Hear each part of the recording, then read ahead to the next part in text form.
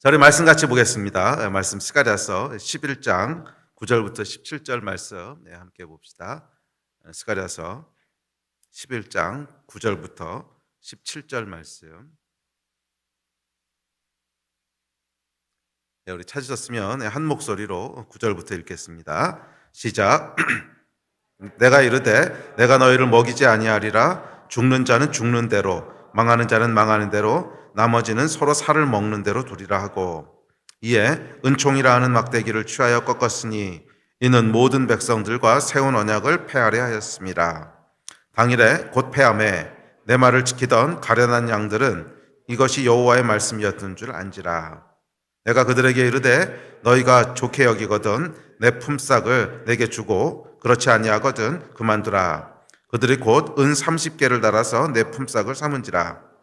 여호와께서 내게 이르시되 그들이 나를 헤아린 바 그 삭슬 토기장이에게 던지라 하시기로, 내가 곧 그 은 30개를 여호와의 전에서 토기장이에게 던지고, 내가 또 연합이라 하는 둘째 막대기를 꺾었으니 이는 유다와 이스라엘 형제의 의리를 끊으려 함이었느니라. 여호와께서 내게 이르시되 너는 또 어리석은 목자의 기구들을 빼앗을지니라. 보라, 내가 한 목자를 이 땅에 일으키리니 그가 없어진 자를 마음에 두지 아니하며 흩어진 자를 찾지 아니하며 상한 자를 고치지 아니하며 강건한 자를 먹이지 아니하고 오히려 살찐 자의 고기를 먹으며 또 그 굽을 찢으리라. 화 있을진저 양떼를 버린 못된 목자여, 칼이 그의 팔과 오른쪽 눈에 내리니 그의 팔이 아주 마르고 그의 오른쪽 눈이 아주 멀어버릴 것이라 하시니라. 아멘. 지난 시간에 이어서 스가랴서 11장 말씀을 살펴보려고 합니다. 올해 1년 동안 저희가 스가랴서 말씀을 쭉 이어오면서 살펴보고 있는데요. 감사하게도 올해 12월 달이면은 딱 맞춰서 강해가 다 끝날 수 있지 않을까, 그렇게 기대를 해봅니다. 자, 스가랴서 11장 말씀은 특별히 심판에 대한 이야기를 다루고 있습니다. 이 심판과 회복은 여러분 동전의 양면입니다. 심판과 회복은 동전의 양면입니다. 심판이 없는 온전한 회복이라고 하는 것은 없습니다. 왜냐하면 온전한 회복이라고 하는 것은 죄로부터 다시 우리가 해방되고 죄로부터 온전케 되는 것을 이야기하는데, 죄를 제거하는 심판의 과정이 없이 우리가 온전히 회복된다고 하는 것은 불가능하죠. 그래서 이 하나님의 회복이라고 하는 과정에는, 온전한 회복을 이루어가는 과정에는 반드시 죄 문제를 처리하시는 심판이라고 하는 과정이 반드시 함께하게 되어 있습니다. 그래서 하나님께 회개하고 돌아오는 자들에게는 구원과 회복의 축복으로 임하시지만, 반대로 끝까지 하나님을 거부하고 거역하는 자들에게는 심판으로 임하십니다. 그래서 지난 시간에 우리가 잡혀 죽을 양, 가련한 양에게 오셔서 먹이시는 참 목자 예수 그리스도에 대해서 살펴봤죠. 우리 지난 시간에 살펴본 내용을 보면 가련한 양을 먹이시는 참 목자 예수 그리스도께서 은총과 연합이라고 하는 두 막대기로 우리를 돌보시고 양을 치셨습니다. 그래요. 예수 그리스도께서 주시는 은혜는 은총과 연합입니다. 그분 안에 있을 때 우리는 하나님께서 주시는 은총을 누리고 온전한 형제자매의 연합 가운데 거할 수 있게 됩니다. 이것이 참 목자 안에서 누리는 양의 모습입니다. 자, 그렇다면 반대로 이 참 목자를 거부하고 끝까지 예수 그리스도를 거부한 자들에게는 어떤 일이 벌어질까? 우리 지난 시간에 살펴봤지만 더 못된 목자를 보낸다, 더 나쁜 목자를 만나게 된다 하는 말씀을 살펴봤는데, 자, 하여간 참 목자를 거부한 양들에게는 심판이 임한다는 거예요.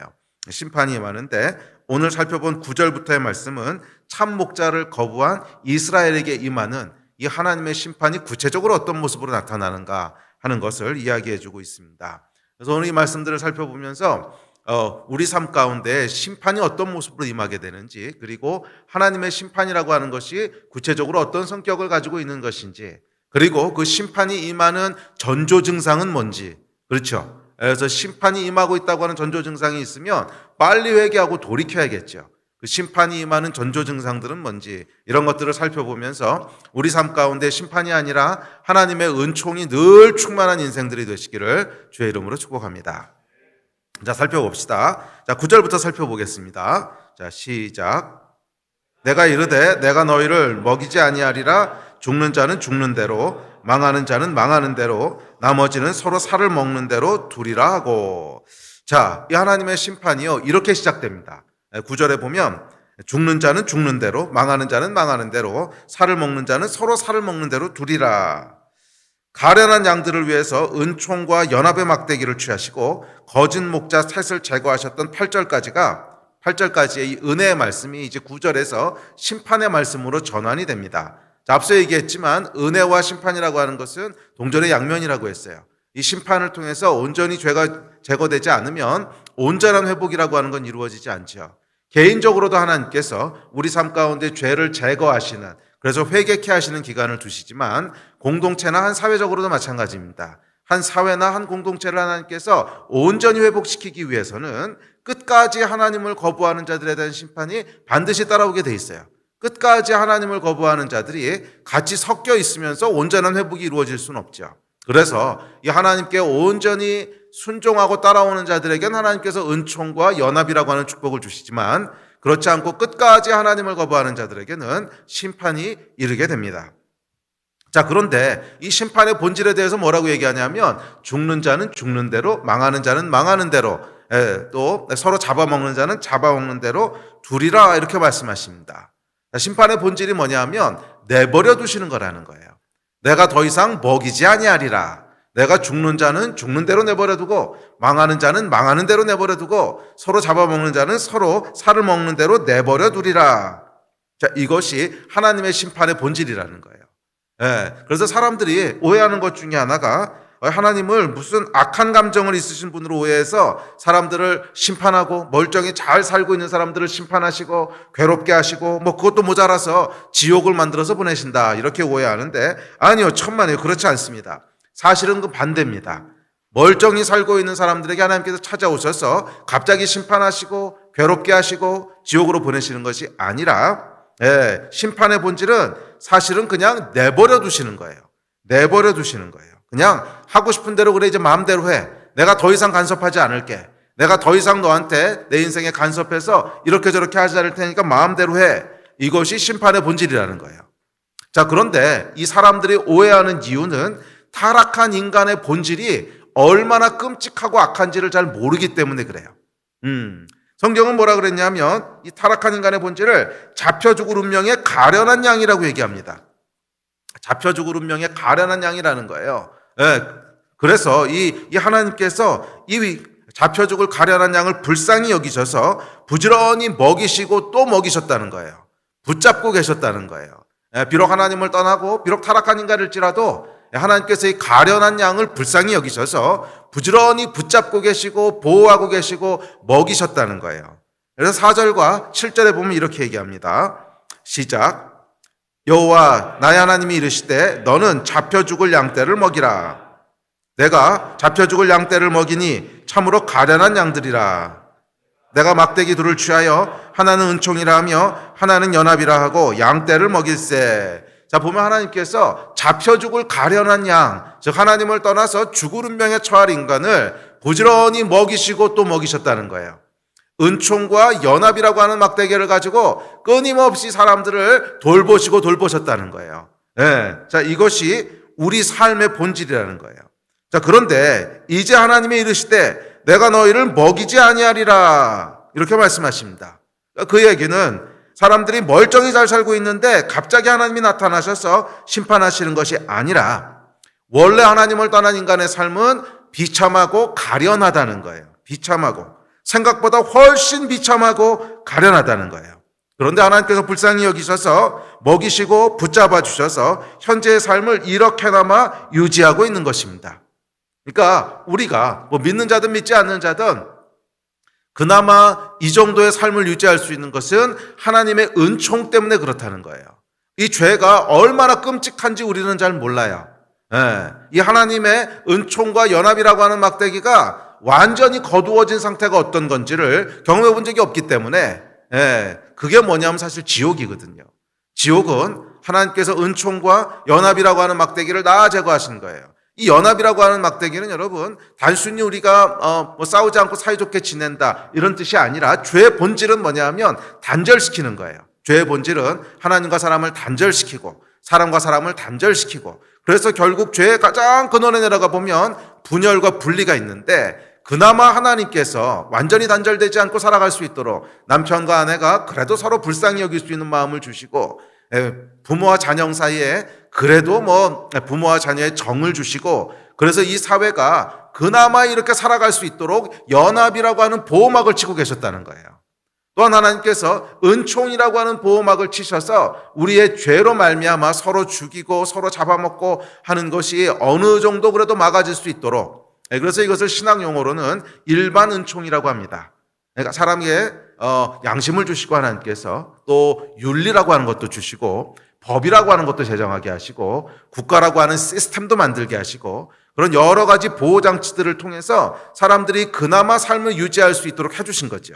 이게 하나님의 은총과 연합인데, 이게 완전히 제거되고 나면 어떤 상태인가? 사실 사람은요, 한 번도 경험해 본 적이 없어요. 그래서 그게 뭔지를 상상을 잘 못해요. 그러다 보니까 이 하나님의 심판이라고 하는 것을 멀쩡히 잘 살고 있는데 갑자기 하나님이 뜬금없이 나타나셔서 인간들을 심판하신다고 오해합니다. 아니요, 정반대예요. 정반대예요. 하나님의 심판은 내버려 두시는 거라는 거예요. 오케이, 그럼 너희 하고 싶은 대로 마음대로 해봐. 내가 더 이상 은총과 연합이라고 하는 보호막으로 너희를 붙잡지 않을게. 내가 가련한 양들을 먹이고 또 먹이고 또 먹였는데 오케이, 이제 그만 먹일게. 너희가 하고 싶은 대로 해봐. 이게 심판이라는 거예요. 예. 그리고 지옥도 마찬가지로 이 연장선상에 있습니다. 지옥은 그냥 하나님이 모든 간섭을 다 멈추신 거예요. 더 이상 내가 간섭하지 않을게. 네가 그냥 하고 싶은 대로 마음대로 해. 모든 간섭을 하나님께서 다 멈추신 곳이 지옥이라는 거예요. 우리가 영적 세계의 원리들에서 살펴봤지만 영은 소멸될 수 없다 그랬죠. 그래서 소멸될 수 없는 존재들이 있어요. 마귀도 사탄도 인간도 영원히 소멸될 수 없어요. 그래서 지옥이라고 하는 것은 그냥 내버려 두시는 곳이에요. 이 소멸될 수 없는 존재들을 그럼 너희가 그냥 하고 싶은 대로 마음대로 해봐. 내가 더 이상 간섭하거나 제재하지 않을 테니까 마음대로 해. 그리고 하나님이 내버려 두신 곳이 지옥입니다. 그래서 지옥은 여러분, 하나님의 은총이 완전히 거두어진 곳이에요. 그리고 그곳은 우리가 생각하는 것보다 훨씬 고통스럽고 훨씬 지독한 곳입니다. 오늘 본문에 뭐라 그랬냐면, 이렇게 하나님께서 내버려 두시니까 서로 살을 먹는 자들은 먹도록 두래요. 저는 이것이 얼마나 처참하고 얼마나 고통스러운가 하는 것을 묘사하고 있다고 믿습니다. 하나님께서 완전히 손을 떼시면 서로 살을 파먹듯이 그렇게 고통스럽다는 거예요. 인간의 타락한 인간의 본성이 무엇인지 사실 우리는 잘 몰라요. 정말 성령께서 우리 죄에 대해서 조명해 주기 전까지는 타락한 인간, 내가 얼마나 잔인한 존재고 얼마나 끔찍한 존재고 이걸 잘 몰라요. 그래서 우리는 그냥 내가 괜찮은 존재라고 생각하고 살지요. 아니 여러분, 하나님의 은총과 하나님의 은혜 때문에 내가 이렇게 포장돼서 사는 것이지, 성령께서 우리 안에 있는 진짜 타락한 인간의 본성을 보여주시면요, 정말 처참하고 끔찍합니다. 공포영화가 따로 없어요. 그게 인간의 본능이에요. 그런데 요즘 그 시간이 지나면서 사람들이 자기 모습을 바라보는 이 자아 성찰할 수 있는 능력이 현격하게 떨어지는 것 같아요. 그래서 내가 얼마나 죄인인지, 하나님의 은혜가 없는 인간이 얼마나 끔찍한 존재인지를 잘 못 봐요. 그러다 보니까 생각하지 못했던 문제들이 계속 나타나게 됩니다. 기억하세요, 여러분. 우리는 하나님의 은총과 은혜로 이만큼 살 수 있는 것이지, 하나님의 은총과 은혜가 거두어진 존재는 가련하고 끔찍한 존재입니다. 그게 죄의 본성이에요. 자, 하나님께서 이렇게 내버려 두시는 심판을 10절에서는 이렇게 얘기합니다. 10절 같이 읽읍시다. 시작. 이에 은총이라 하는 막대기를 취하여 꺾었으니 이는 모든 백성들과 세운 언약을 폐하려 하였습니다. 목자는 원래 두 개의 막대기를 가지고 양을 칩니다. 그래서 시편 23편에는 지팡이와 막대기라고 했죠. 그래서 막대기는 뭐냐 하면 사나운 짐승으로부터 보호하는 그 목적으로 사용하는 것이고, 지팡이는 뭐냐 하면 양을 인도하기 위한 거예요. 그러니까 양떼가 막 흩어지니까 흩어지지 않고 가야 될 곳으로 잘 갈 수 있도록 툭툭 이렇게 쳐가지고 인도하는 것이 지팡이입니다. 그래서 이 막대기를 스가랴서 11장에서는 은총과 연합의 막대기라고 했습니다. 그런데 그 중에서 지금 은총의 막대기를 꺾어버리신 거예요. 자, 하나님의 심판은 은총을 거두시는 것으로 시작됩니다. 은총을 거두시는 것. 더 이상 우리 삶 가운데 은총으로 개입하셨던 것들을 하지 않으시는 것. 그것으로 시작됩니다. 더 이상 우리 삶을 보호하지 않으십니다.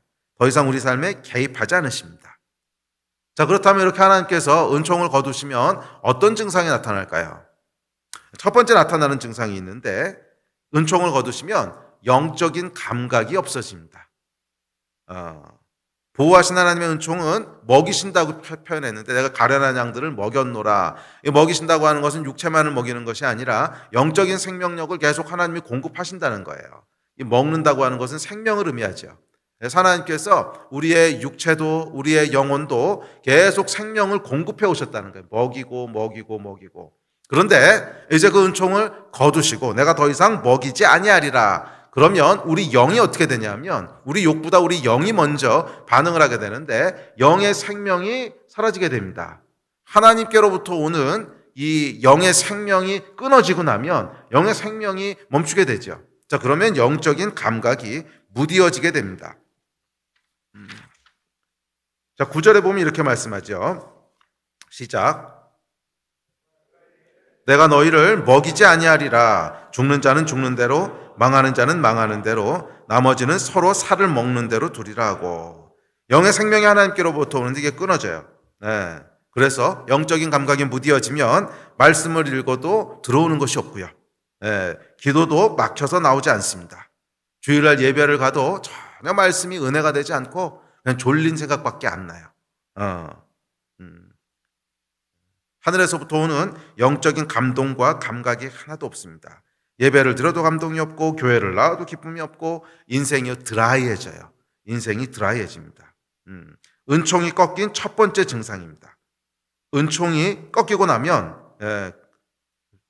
은총이 꺾이고 하나님의 심판이 시작되고 나면 먼저 찾아오는 게 있는데, 제일 먼저 찾아오는 것이 영적인 황폐함이에요. 영적인 황폐함이 먼저 찾아옵니다.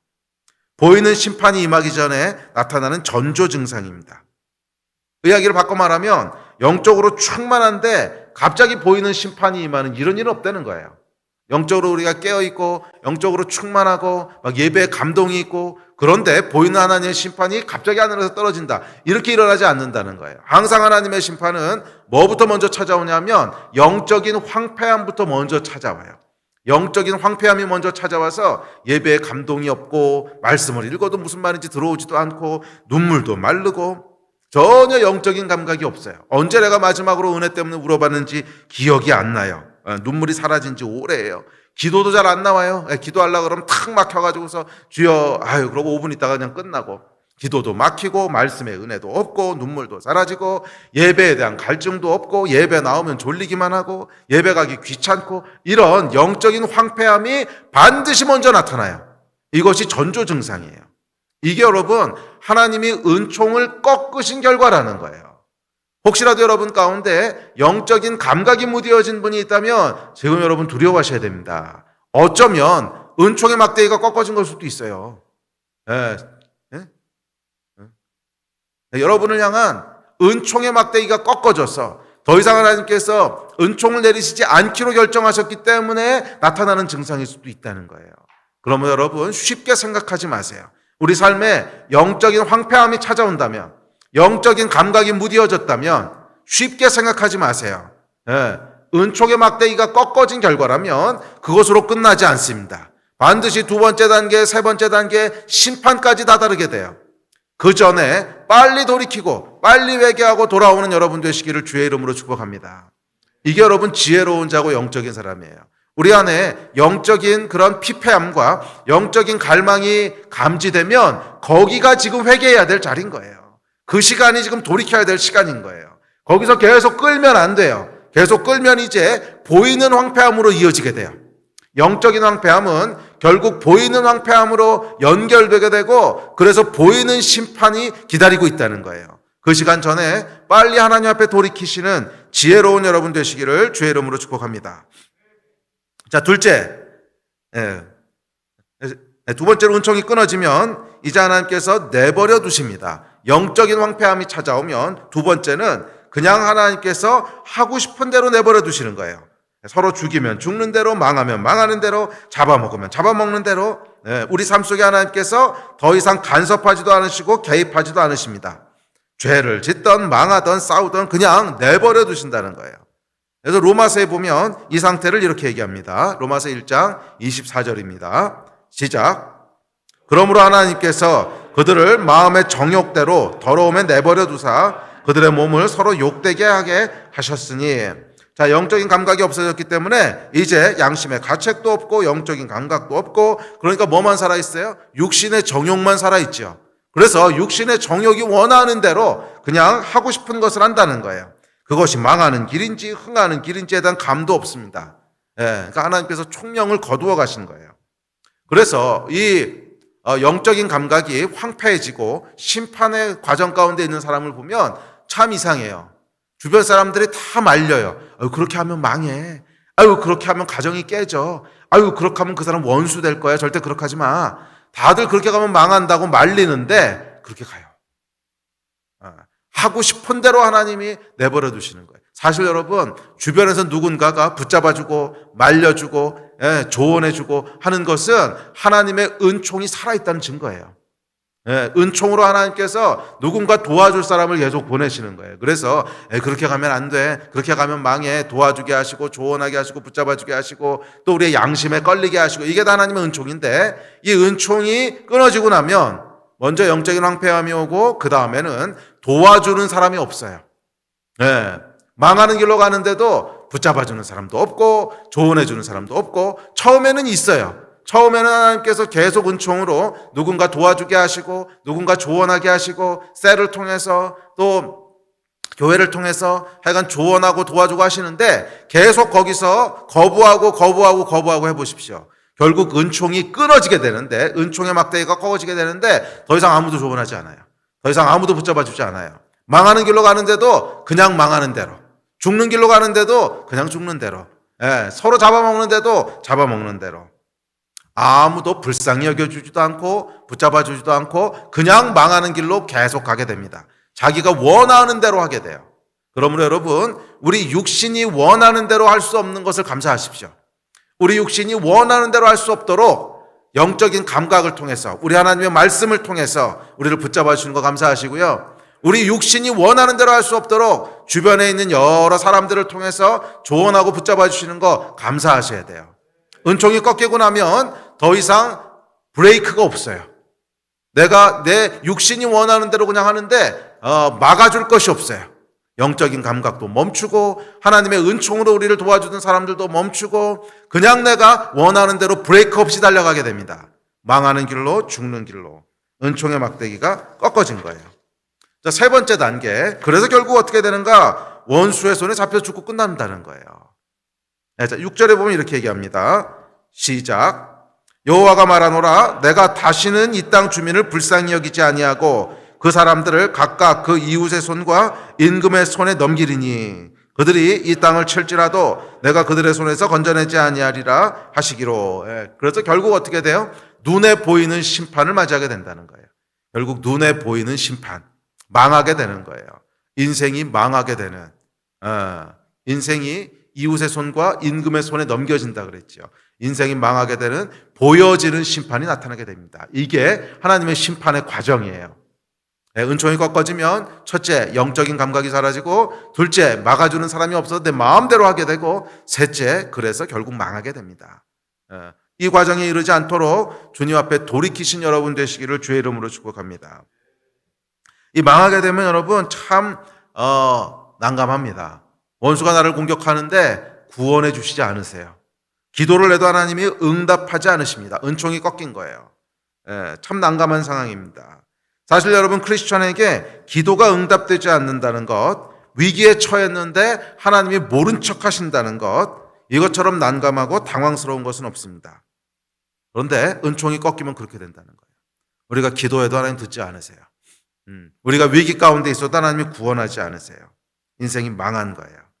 그래서 이 심판의 세 번째 단계는 가시화된다는 거예요. 심판이 단순히 영적인 황폐함이 아니라 인생이 황폐해집니다. 자, 은총이 꺾어진 이 모든 저주를, 그래서 하나님 뭐라 그러시냐면 언약이 폐해졌다고 말씀하십니다. 언약이 패해졌다. 그래서 은총이 꺾어지게 되면 결국 그 본질은 뭐예요? 하나님과의 언약이 패해지는 거예요. 언약이 패해지는 거예요. 여러분 참 끔찍한 겁니다. 이 언약의 내용이 뭡니까? 하나님이 우리 하나님이 되시겠다는 거예요. 우리가 주의 백성이 된다는 거예요. 이 언약이 패해진다는 거예요. 우리가 예수의 이름으로 무엇인지 구하면 들어주겠다는 언약. 사나운 짐승에게서 보호하시고 원수의 공격에서 지키시겠다는 언약. 먹이시고 돌보시겠다는 언약. 우리 삶을 풍성하게 하시겠다는 언약. 이 언약이 다 패해진다는 거예요. 은총이 꺾어진 결과입니다. 그래서 이제는 기도에도 하나님 듣지 않으시고요. 원수가 공격해도 구원하지 않으시고 기근과 환란이 와도 하나님이 먹이지 않으십니다. 은총이 꺾어지고 언약이 폐기된 것입니다. 기억하세요, 여러분.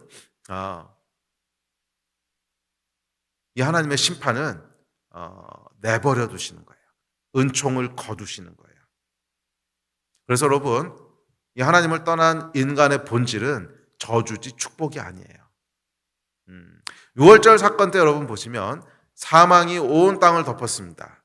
이게 하나님을 떠난 인간의 상태라는 거예요. 사망이 온 땅을 덮었어요. 그런데 하나님께서 그 언약 백성을 기억하시고 그곳에 은총을 덮으셨죠. 그래서 사망이 넘어가도록 하셨죠. 이게 하나님의 은총이에요.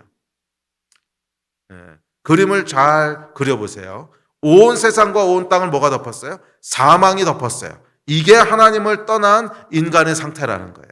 이미 사망이 다 덮었어요. 그게 디폴트예요. 우리가 살만한데 갑자기 하나님이 심판을 내려서 죽음이 찾아온 것이 아니라 하나님을 떠난 세상은 이미 사망이 덮어버린 거예요.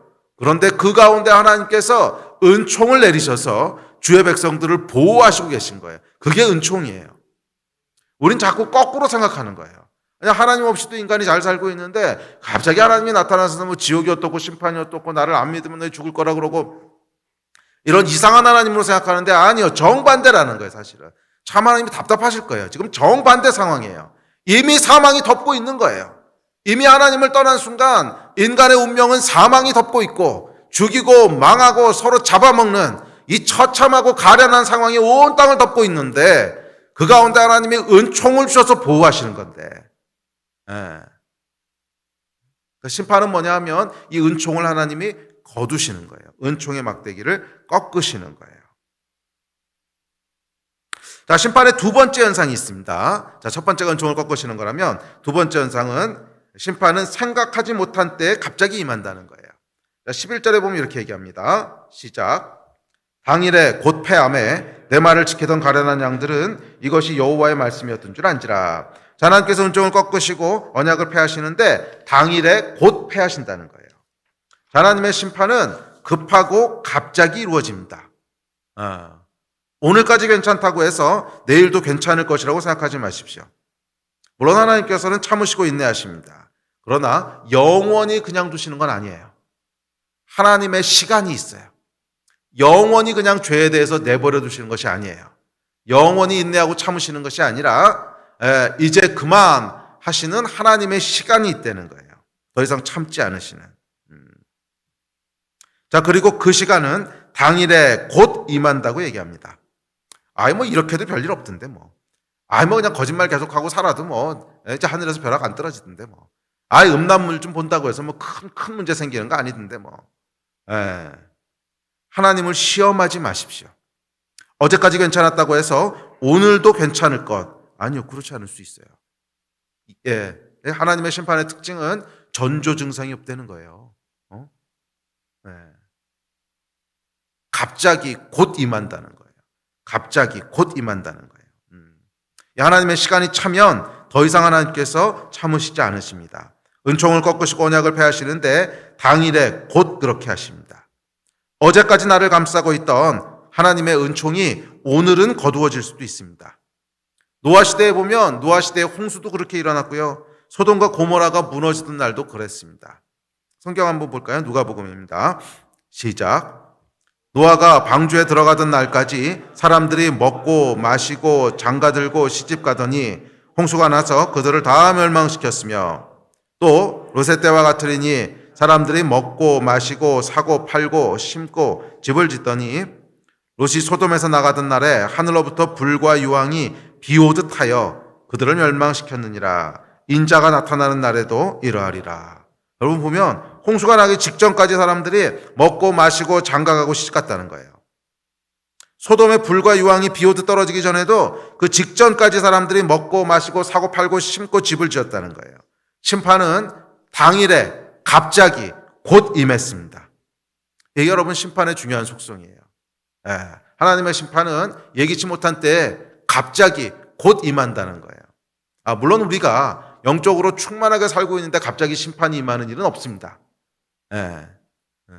그런데 영적인 황폐함 가운데 있다고 해서 눈에 보이는 가시적인 심판이 바로 임하는 게 아니라는 거예요. 영적인 황폐함 속에서도 그냥 삶이 유지가 된다는 거예요. 그래서 그냥 이렇게 살아도 괜찮은가 보다. 이렇게 가도 아무 일도 안 일어나는가 보다. 이렇게 산다는 거예요. 그런데 이 영적인 황폐함 속에서 살아가는 기간이 얼마가 될지는 아무도 몰라요. 그것은 그냥 하나님이 정하신 거예요. 영적인 황폐함 속에 계속 살아가다 보면 어제까지 괜찮았는데 오늘이라고 다르겠어. 그런데 다를 수 있다는 거예요. 이게 심판이에요. 그러면 여러분 영적인 황폐함 속에 있다면 어제까지 안전했다고 오늘도 안전할 거라고 기대하지 마세요. 오늘까지 별일 없었다고 내일도 별일 없을 거라고 기대하지 마세요. 가시적인 하나님의 심판이 언제 임할지 몰라요. 불과 유황이 내 인생에 비오듯 썰어지는 날이 오늘이 될지 누가 알아요. 하늘이 뚫린 듯이 홍수가 일어나는 날이 내 인생의 모든 것을 쓸어가는 홍수가 일어나는 날이 오늘이 될지 어떻게 알아요. 이거 아무도 모른다는 거예요. 아무도 모른다는 거예요. 그러므로 여러분 돌이키고 회개해야 될 시간은 바로 지금입니다. 돌이키고 회개해야 될 시간은 바로 지금입니다. 언약이 폐해지기 전, 은총의 막대기를 완전히 꺾으시기 전 그때 돌이키고 회개하십시오. 오늘까지 아무 일이 없다고 해서 내일도 아무 일이 없을 거라고 기대하지 마세요. 심판은 갑자기 곧 일어납니다. 이 말씀을 여러분 두려움으로 취하지는 마십시오. 영적으로 풍성한 때 심판이 아무 때나 온다는 뜻, 그런 뜻 절대 아닙니다. 영적으로 풍성하고 충만한 데 심판이 왜 오겠어요? 영적인 황폐함 가운데 계속 방치하지 말라는 거예요. 영적인 황폐함을 계속 방치하지 말라는 거예요. 자, 심판의 세 번째 현상입니다. 12절 13절입니다. 자, 시작. 내가 그들에게 이르되 너희가 좋게 여기거든 내 품삯을 내게 주고 그렇지 아니하거든 그만두라. 그들이 곧 은 30개를 달아서 내 품삯을 삼은지라. 여호와께서 내게 이르시되 그들이 나를 헤아린 바 그 삭슬 토기장이에게 던지라 하시기로 내가 곧 그 은 30개를 여호와의 전에서 토기장이에게 던지고. 자, 그들이 목자의 품삯으로 은 30을 달아줍니다. 자, 여러분 가룟 유다가 예수를 팔았던 값이죠. 그러니까 이 말씀은 분명히 예수 그리스도에 대한 예언의 말씀입니다. 목자를 은 30에 팔게 되는 그 예언의 말씀인데 흥미로운 것은 출애굽기 21장 32절에 보면 은 30이라고 하는 것이 어떤 값이냐면 죽은 노예의 몸값이에요. 실수로 노예가 죽거나 하면 그러면 죽은 노예의 몸값으로 은 30을 달아주라고 돼 있어요. 자, 여러분 아니 예수님의 가치가 얼마나 형편없었으면 죽은 노예의 몸값을 준다니. 이게 참 당황스럽지 않습니까? 아니 예수님의 가치가 얼마나 저평가됐으면 죽은 노예의 몸값이래요. 예수님을 몰라보고 몰라볼 뿐만 아니라 가볍게 여기고 무시하고 멸시했던 이스라엘의 모습을 볼 수 있습니다. 자, 이게 심판의 모습이에요. 심판이 진행되면 여러분 반드시 나타나는 모습이 있는데 뭐냐 하면 하나님을 가볍게 여기는 거예요. 멸시하는 거예요. 별로 중요하게 생각하지 않는 거예요. 이게 여러분 심판의 모습이에요. 한 개인도 그렇고 한 사회도 그렇고 심판이 진행돼 가잖아요. 그러면 반드시 하나님을 무시하기 시작합니다. 별로 하나님을 중요하게 생각하지 않아요. 은 30개 정도로 취급해요. 죽은 노예 취급한다는 거예요. 한 개인이 그래서 하나님을 가볍게 여기고 멸시한다면 그것은 심판의 중간에 있다는 뜻입니다. 한 사회가 하나님을 가볍게 여기고 멸시하고 하나님을 조롱한다면 그 사회가 하나님의 심판 가운데 있다는 뜻이에요. 심판이 진행되고 있다는 뜻입니다. 이 하나님이 은총의 막대기를 꺾으신 것이에요. 그래서 여러분 보면 자고로 심판이 내려지는 곳에는 항상 예수 그리스도를 은 30에 팝니다. 자고로 심판이 일어나는 곳에 보면 항상 예수 그리스도를 은 30에 팔아요. 자기의 작은 이익을 위해서 팔고, 성공적인 사업을 위해서 팔고, 자기의 일신의 안전을 위해서 팔고, 하나님을 가차없이 버립니다. 비즈니스를 성사시키기 위해서 양심을 팔고, 일신의 안정을 위해서 예수를 버리고, 그리고 여러분에게 예수의 가치는 얼마입니까? 예. 여러분은 목자의 삭스로 얼마를 책정하셨습니까? 생명을 달아드리고 인생을 달아드리십니까? 사실 여러분, 예수의 가격은요, 값은 우리의 생명과 인생을 다 드려도 측량할 수 없어요. 그런데 우리가 드릴 수 있는 것 중에 이것 중에 더 큰 게 없으니까, 그냥 생명과 인생을 달아드리는 것이지 사실은 이것으로도 측량할 수 없어요. 예수 그리스도는 우리가 측량할 수 없을 정도로 소중한 분이세요. 예. 자, 그런데 그 가격을 은 30으로 취급한다면, 예수 그리스도 그 가격이 점점 떨어진다면 그것은 심판 가운데 있다는 뜻입니다. 작은 이익에 마음이 흔들립니다.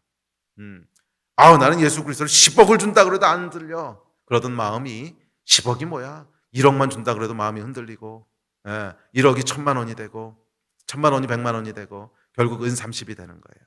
작은 이익에도 신앙의 양심이 흔들리고, 작은 이익에도 신앙의 양심을 타협하고, 작은 이익에도 예수 그리스도를 모른 척하고, 눈 감고 못 본 척하고 내 이익을 먼저 취하는, 이게 뭐예요 여러분? 은 30 지불하는 거죠. 예수 그리스도께 은 30을 지급하는 겁니다. 우리가 모르는 게 있어요. 이게 심판에 진행되고 있다는 뜻이라는 거예요. 심판이 진행되는 과정에 있다는 거예요. 예수 그리스도, 하나님을 가볍게 여기고 멸시합니다. 하나님께서는 우리가 하나님께 정당한 값을 달아드리기를 원하십니다. 하나님의 가치를 알고 인정하기를 원하십니다. 그것이 스가랴서의 주제지요. 하나님 중심의 삶, 하나님 먼저의 삶, 그 삶을 살기를 원하세요. 이것을 잃어버리는 순간 그것은 심판으로 가고 있는 길이에요.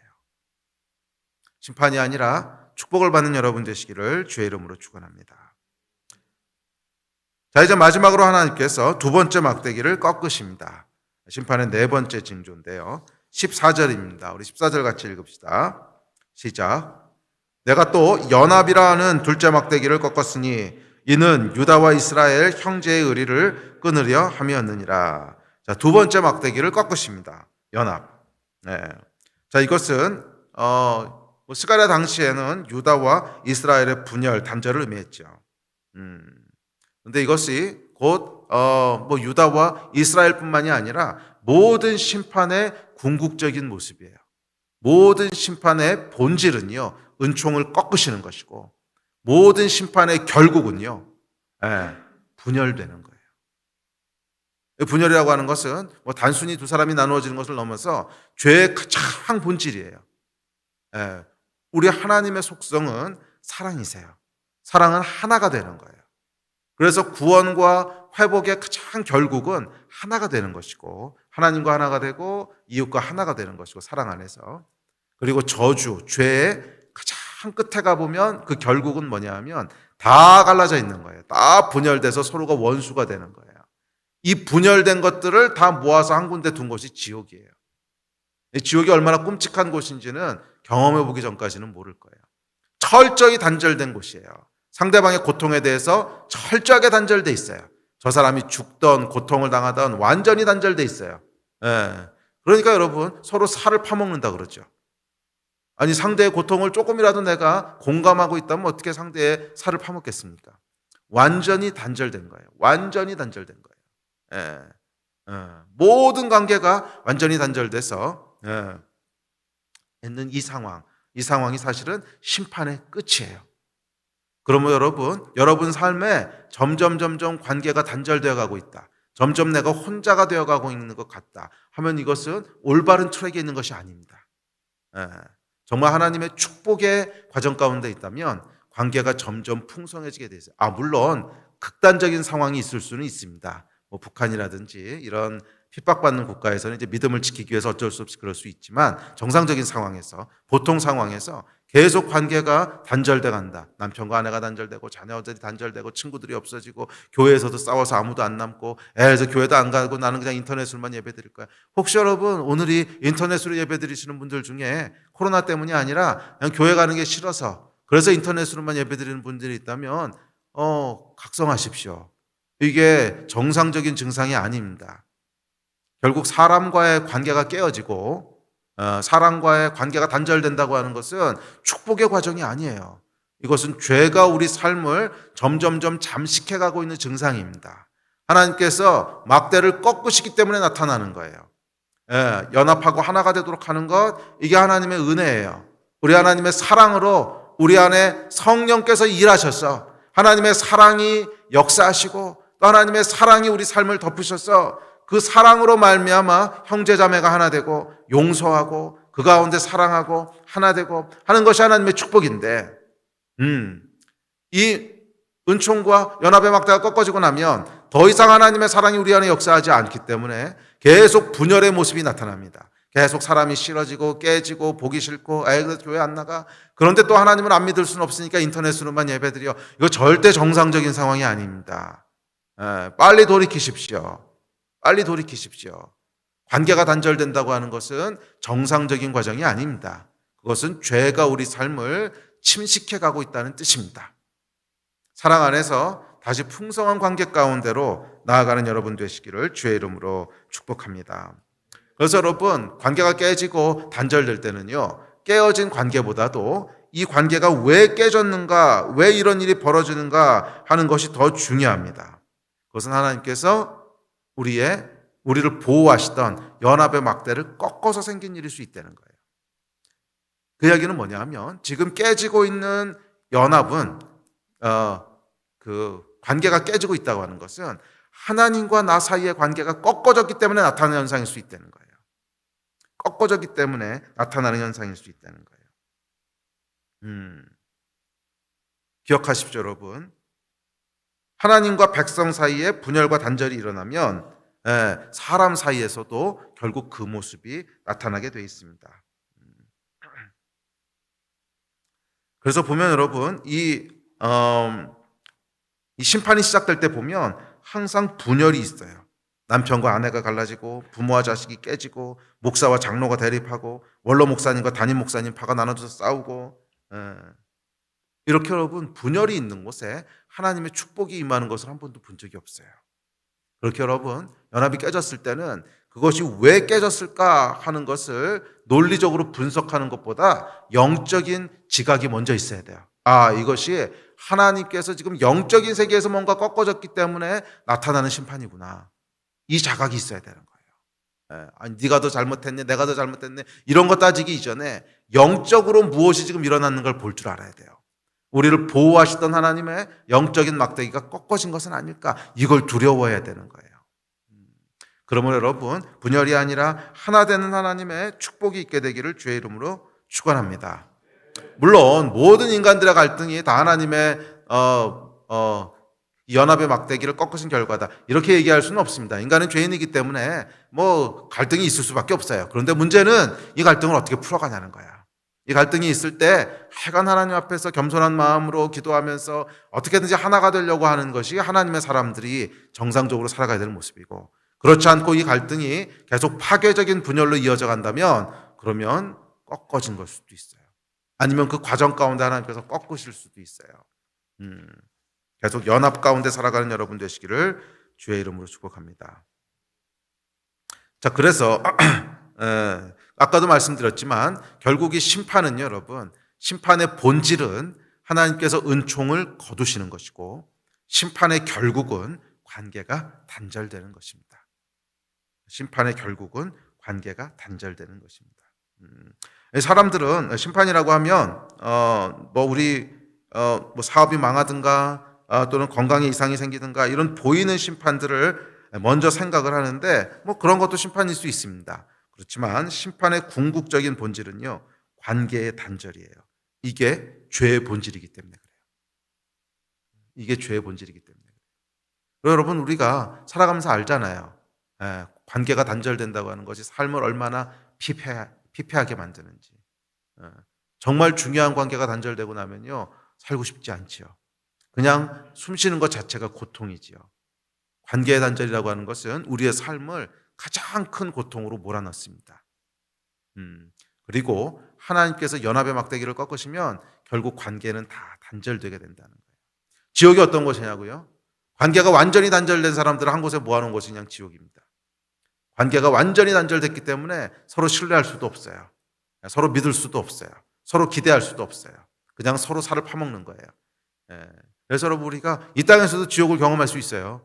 관계가 완전히 단절된 사람을 그냥 한 곳에다 몰아놓고 거기서 같이 살게 해보세요. 그게 지옥이에요. 반대로 천국은 어떤 곳이에요? 사랑 안에서 하나가 된 곳이에요. 이것이 하나님의 은총이고 이게 하나님의 축복인 줄 믿습니다. 그러면 여러분, 우리가 이 땅에서 천국을 살 것인지 이 땅에서 지옥을 살 것인지는 내가 결정할 수 있어요.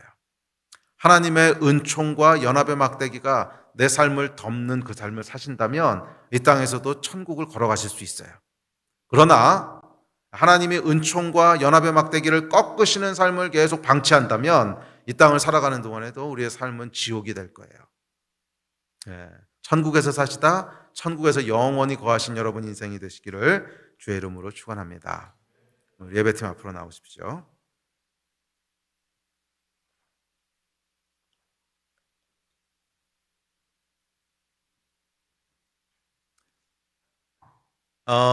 하나님의 심판은 은총의 막대기를 꺾으시며 언약을 폐하시는 것으로 시작돼서 연합의 막대기가 꺾이는 것으로 마무리됩니다.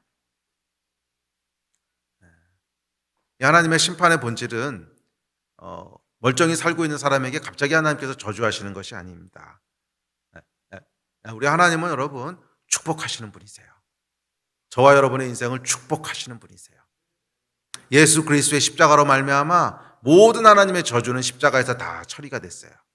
그래서 하나님이 우리를 바라보실 때 끊임없는 축복의 마음으로 바라보세요.